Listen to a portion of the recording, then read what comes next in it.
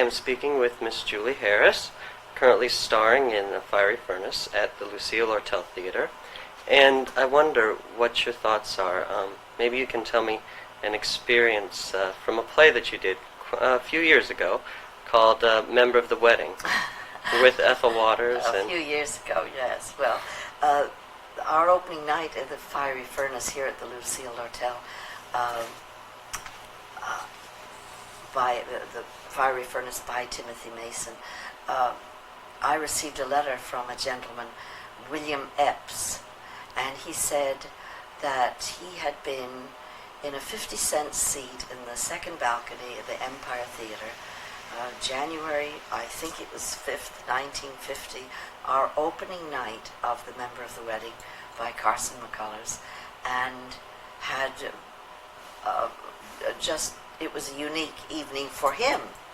Well, for me, you can imagine it was unique because I loved the play in the first place. I loved the book by Carson, and when she adapted it for the stage, and I worked with Ethel Waters, who was a heroine of mine, and this wonderful child, Brandon DeWilde, and we worked with a great director, Harold Clurman.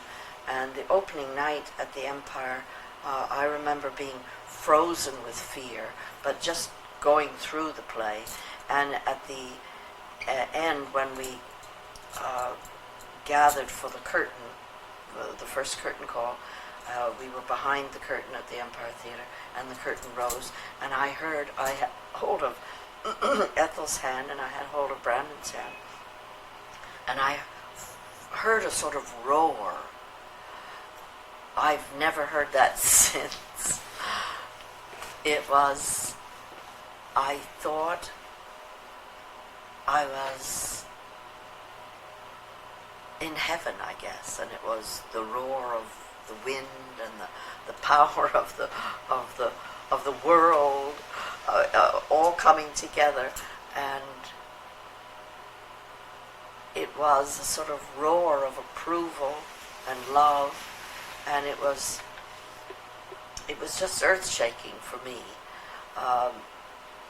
And we had come to the Empire Theater from Philadelphia, from an engagement in Philadelphia where we played to half-empty houses. And when we came to New York, we might have had one or two previews. I'm not sure that they had previews in those days. But when we opened, we realized we didn't have any advance sale. And if you really didn't make an impression on that opening night, we would have closed the end of the week. But Brooks Atkinson, who was writing for the New York Times, gave the play the next morning a glowing review, and he said he couldn't even say that it was a play, but it was great art.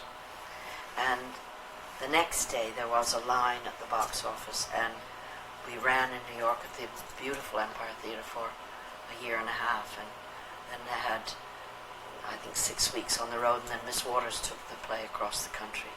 And